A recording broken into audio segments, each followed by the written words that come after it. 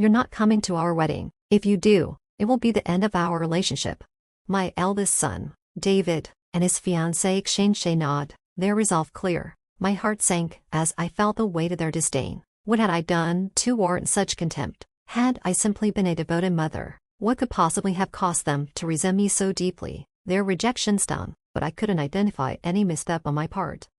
I was also grappling with my anger towards David. After all the care and effort I put into raising him, how could he treat me this way? I couldn't fathom his behavior, and felt I needed to understand how wrong it was. Disrespect towards a mother, in my eyes, deserved consequences. My name is Mary, a 55-year-old housewife with 2 sons. David, our eldest, is a successful professional in Tokyo, while Tom, our younger son, prefers the steadiness of a local manufacturing job. In their younger years, the brothers were close. However, as they grew older, David began to resent Tom. He would humiliate and harass him publicly, and despite my reprimands, David's behavior never changed.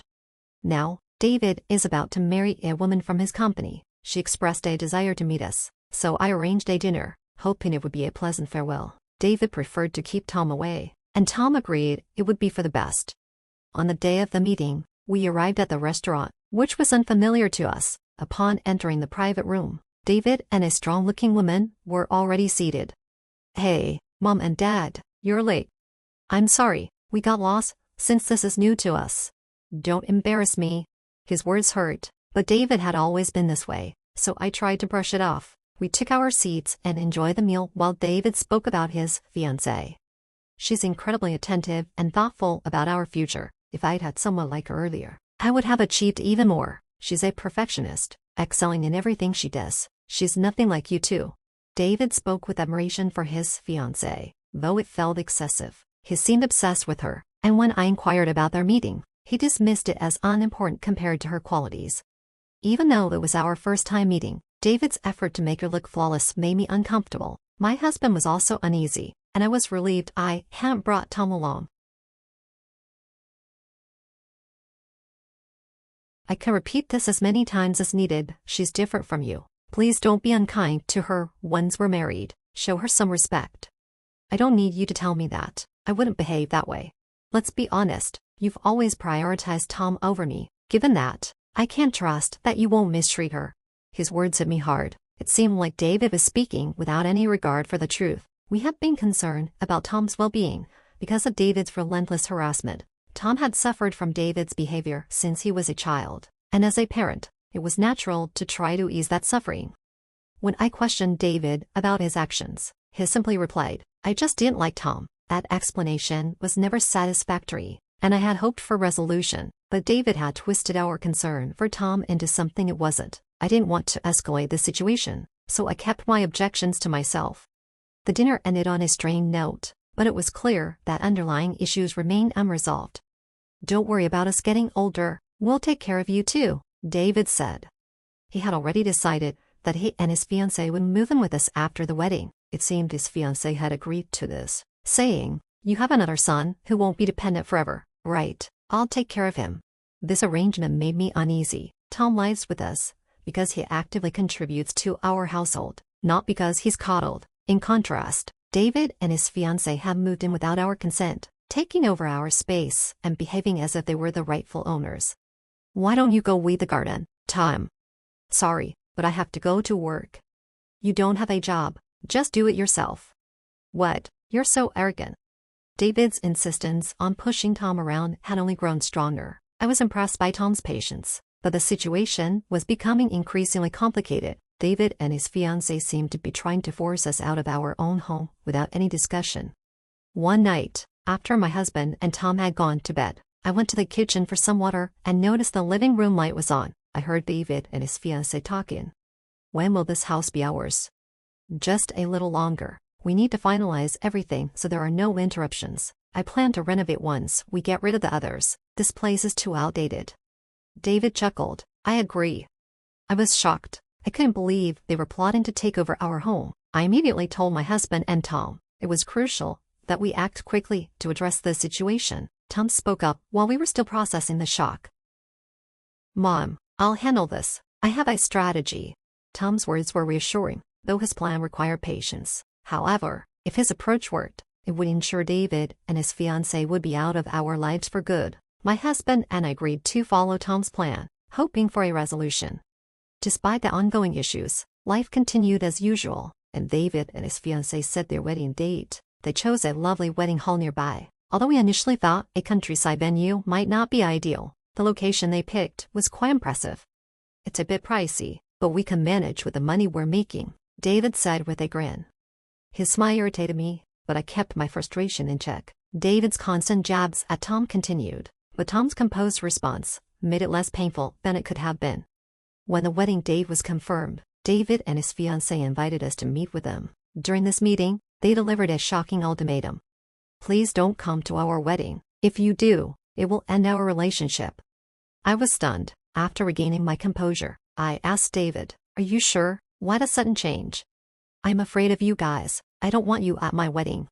His fiancée began to fake cry, heightening my frustration. "I'm telling you again, if you come, our relationship is over. Isn't that what you want? Don't you think I'm a terrible son compared to my younger brother, who can do no wrong?" David pointed at Tom. Tom looked speechless. I lost my patience. "That's enough. David, you've been bullying Tom for years. Why are you behaving like this? You're siblings. Stop treating him this way." David and his fiancée turned their attention to me. "You have no right to criticize me. You've always been deceived by Tom's act and spoiled him. You've always treated me unfairly," David retorted. "That's because you've mistreated your brother. That's just an excuse. You couldn't resist because Tom was so cute." "That's not true." Despite my attempts to explain that I didn't favor Tom, David refused to listen. "Why won't he listen to me? His behavior is the cause of all this. Why can't he see that? David is my son, and even though he's been difficult, I felt a duty to look after him, but at this point, I've decided to step back." "All right then, I won't be attending the wedding." I declared that I was no longer concerned. Tom and my husband looked at me in surprise, but David and his fiancée seemed satisfied with my decision. "Are you really sure about this? You'll regret it." "No, we won't regret it. The best weddings are those without distractions." David and his fiancée celebrated their decision, but our hearts were heavy. We felt no need to attend a wedding where we weren't welcome. Ultimately, our family decided to forego the wedding. Without an invitation, we probably wouldn't have been allowed in anyway. David appeared satisfied with the outcome, unaware of the repercussions that would follow. I found it amusing to think about Tom's plan. The wedding passed without incident, but the newlyweds continued to stay at our house. They had recently changed jobs to be closer, which meant they were busy packing and settling into their new roles. On their first day after transferring offices, they came home and, in a state of panic, called Tom. "Tom, what's going on?" Confused, I asked them what had happened, and they gave me a brief explanation.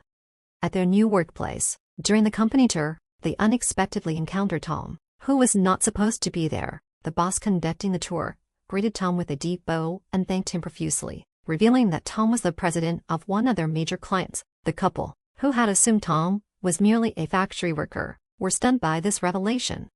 In reality, Tom had worked diligently at the factory since it began. His hard work and innovative ideas had been instrumental in the factory's success. He had earned admiration from colleagues and contributed significantly to the factory's growth. The factory, under Tom's influence, became a key player relied upon by many companies.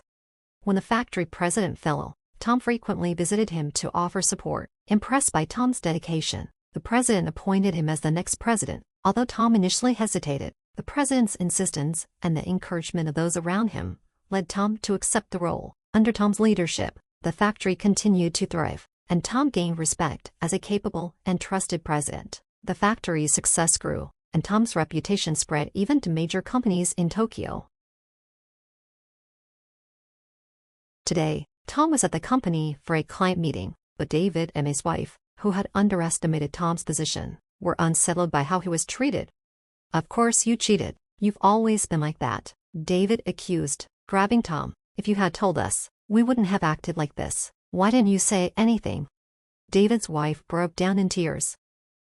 Tom, unfazed, replied, "I reached this position through my own abilities. Why are you so upset?"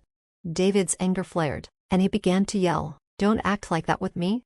Tom remained calm. "I want you to hear something important." We managed to calm David and his wife, Getting them to sit down, Tom retrieved something from his room and returned to the table. Music. First, take a look at this, Tom said, laying out several photographs that showed David's wife in compromising situations with another mom, evidence of her affair. David stared in shock, while his wife trembled. I did some research on my future sister-in-law and found all this evidence. With this much proof, there's no way you can deny it, Tom said. David's wife lowered her head. I'm sorry. David, stunned, could only gape. This is what happens when you don't focus on a person's character. No one is perfect. Tom's comment, though delivered with a hint of amusement, didn't lighten the mood. David collapsed in despair, while his wife continued to apologize.